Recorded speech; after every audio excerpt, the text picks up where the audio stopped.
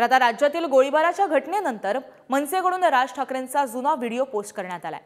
राज्यातील कायदा सुव्यवस्थेबाबतचा राज ठाकरेंचा व्हिडिओ हा पोस्ट झालाय।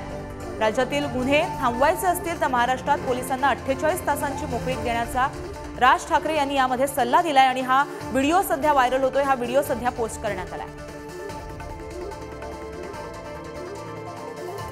मी तुम्हाला एक गोष्ट सांगू का, आपल्या देशामध्ये कायदे आहेत, लॉ आहे, फक्त ऑर्डर नाहीये। मला असं वाटतं ऑर्डरची गरज आहे आणि त्या गोष्टी सुरळीत होऊ शकतात। माझा मुंबई पोलिसांवरती माझा विश्वास आहे, 100% विश्वास आहे मुंबई पोलीस महाराष्ट्र पोलिसांवरती। मुंबई पोलीस महाराष्ट्र पोलिसांच्या हातामध्ये त्यांना 48 तास द्या आणि त्यांना सांगा मला महाराष्ट्र साफ करून द्या। सगळ्या गोष्टी त्यांना माहिती असतात, सगळ्या गोष्टी त्यांना माहिती असतात, ऑर्डर्स नसतात। रिस्क कोण घेईल? आणि पोलिसांनी जर समजा एखादी भूमिका घेतल्यानंतर जर समजा त्यांना जेलमध्ये जायला लागत असेल, का जातील ते जेलमध्ये? कोणासाठी जातील?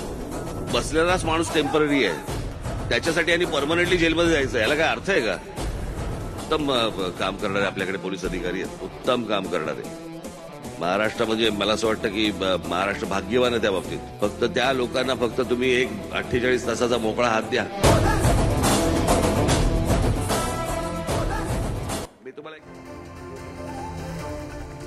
तर याबाबत अधिक माहिती जाणून घ्या आमचे प्रतिनिधी धनंजय दळवी यांच्याकडून। धनंजय, मनसेकडून राज ठाकरेंचा एक व्हिडिओ पोस्ट करण्यात आलाय, काय अधिकचा तपशील द्या?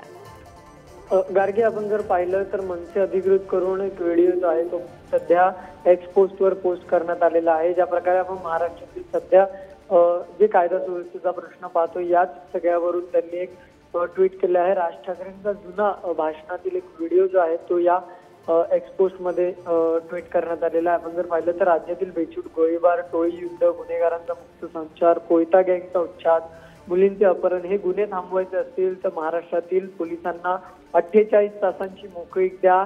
या 48 तासांच्या मोकळीमध्ये महाराष्ट्रातून गुन्हेगारी नाहीशी होईल, अशी या व्हिडिओमध्ये माहिती जी आहे ती आपल्याला पाहायला मिळते। त्यामुळे पोलिसांवर एक प्रकारचा विश्वास जो आहे तो महाराष्ट्र नवनिर्माण सेनेकडून दाखवण्यात आलेला आहे।